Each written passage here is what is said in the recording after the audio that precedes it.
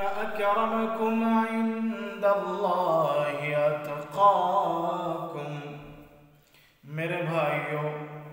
اللہ رب العالمین نے قرآن کریم کی اس آیت کے اندر ارشاد فرمایا، اے لوگو، میرے نزدیک سب سے پسندیدہ، سب سے محبوب شخص وہ ہے جو مجھ سے ڈرتا ہے، مجھے اللہ جان کر مجھ سے خوف کھاتا ہے، میری ربوبیت کو مانتا ہے، میری ذات کو وہ سمجھتا ہے اور میرے خوف کی وجہ سے میرے ہر حکم کو ماننے کے لیے تیار ہو جاتا ہے۔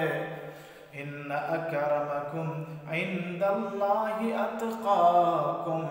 تم میں سے سب سے بہترین اور تم میں سے سب سے اچھا اور خوبصورت انسان وہ ہے جو مجھ سے ڈرتا ہے۔ تو اس آیت سے پتہ چلا کہ خاندان بھی کل قیامت میں کام نہیں آئے گا، چاہے آپ سید ہو، چاہے آپ شیخ ہو، چاہے آپ پٹھان ہو، چاہے آپ کسی بھی خاندان سے تعلق رکھتے ہو، کل قیامت کے دن یہ سب کام آنے والا نہیں ہے۔ اگر کام آتا تو ابو جہل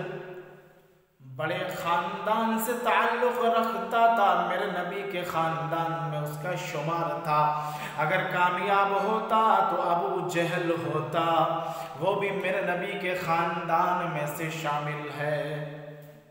تو میرے بھائیوں، کسی انسان کا خوبصورت ہونا، کسی انسان کا بدصورت ہونا،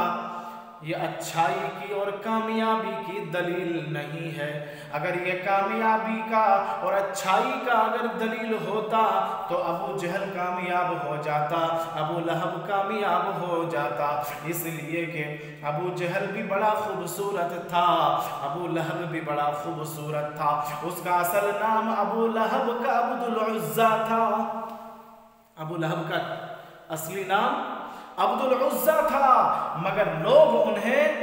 ابو لہب کہہ کر پکارا کرتے تھے،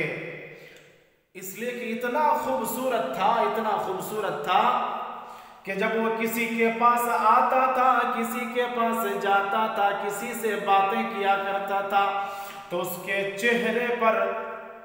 آگ کی وہ جھریاں ظاہر طور پر جیسے اس کے چہرے کے اندر جیسی خوبصورت تھی کہ آگ کی لپٹیں جیسے آسمان میں جب اٹھتی ہے تو دیکھنے میں کتنا خوبصورت لگتا ہے، محسوس ہوتا ہے ہاتھ سے ایک بار چھو کر کے دیکھیں، ہاتھ سے اسے پکڑ کر کے دیکھیں، مگر ہمیں معلوم ہے، ہمیں پتا ہے کہ اس آگ کے لپٹوں کو ہم نہیں چھوئیں گے، ہم نہیں پکڑیں گے، اس لیے کہ پکڑنے سے میرے یہ ہاتھ، یہ انگلیاں سارے کے سارے جل جائیں گے۔ تو ابو لہب اتنا خوبصورت تھا کہ لوگ انہیں ابو لہب کے نام سے پکارا کرتے تھے، آواز دیا کرتے تھے۔ اس کی خوبصورتی کا چرچا پورے مکہ اور مدینے میں تھا،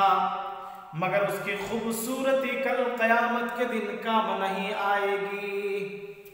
کیونکہ اللہ رب العالمین نے قرآن میں فرمایا تبت یدا ابی لہب وتب، کیا ابو لہب تباہ و برباد ہو جائے، اس کے ہاتھ ٹوٹ جائے، اس کی بربادی اس کا مقدر بن جائے۔ آگے اللہ رب العالمین نے فرمایا ما اغنا عنہ مالہ وما کسب، ما اغنا عنہ مالہ وما کسب، اس کا مال اسے کام نہیں آیا، اس کی کمائی اسے کام نہیں آئی۔ سیصلی نارا ذات لہب، ان قریب وہ جہنم کی اس بھڑکتی ہوئی آگ، دہکتی ہوئی آگ میں جا کر کے داخل ہوگا۔ دنیا تو کہہ سکتی ہے، دنیا یہ بول سکتی ہے، دنیا یہ اعلان کر کے کہہ سکتی ہے کہ اے لوگو، دنیا میں دیکھو جتنے بڑے بڑے خاندان کے لوگ ہیں، ان لوگوں کی بڑی سی بڑی شہرت ہے، لوگ اسے جانتے ہیں، ان کی عزت و احترام کر سکتے ہیں، مگر میرے بھائیو قرآن کریم کا یہ فیصلہ ہے، اللہ رب العالمین کی ذات کا یہ فیصلہ ہے کہ میرے یہاں خاندان، آپ کا بڑا خاندان، اس کا بڑا خاندان، اس کا بہت بڑا، یہ سب نہیں چلے گا۔ یہاں تو میرے پاس جو چلے گا وہ ہے میرا خوف، میرا حکم، میرے نبی جناب محمد رسول اللہ صلی اللہ علیہ وسلم کی سنت اور اس کا طریقہ۔ اگر یہ طریقہ اور یہ زندگی لے کر میرے پاس آؤ گے تو پھر تمہیں کامیابی ملے گی۔ تو اس آیت سے پتہ چلا، ابو جہل کی خوبصورتی سے پتہ چلا، ابو لہب کی باتوں سے پتہ چلا کہ دنیا میں انسان کتنا ہی خوبصورت ہو جائے، کتنا اچھا ہو جائے، کتنا ہی مال والا ہو جائے، کتنا پیسہ والا ہو جائے، یہ سب کل قیامت کے دن کام نہیں آئے گا۔ کام تو صرف یہ آئے گا جس کو میرے نبی نے فرمایا، وہ کام اللہ رب العالمین کی ذات پر یقین اور بشواس، اور اللہ کا حکم اور میرے نبی جناب محمد رسول اللہ صلی اللہ علیہ وسلم کا طریقہ، اللہ کا حکم اور میرے نبی کا طریقہ، یہی کام آئے گا۔ بعد باقی میرے بھائیوں یہ کام آنے والا نہیں ہے۔ اس لیے اللہ رب العالمین کی ذات سے دعا کریں کہ اللہ پاک ہم سبوں کو ان باتوں پر عمل کی توفیق عطا فرمائے۔ وآخر دعوانا ان الحمدللہ رب العالمین۔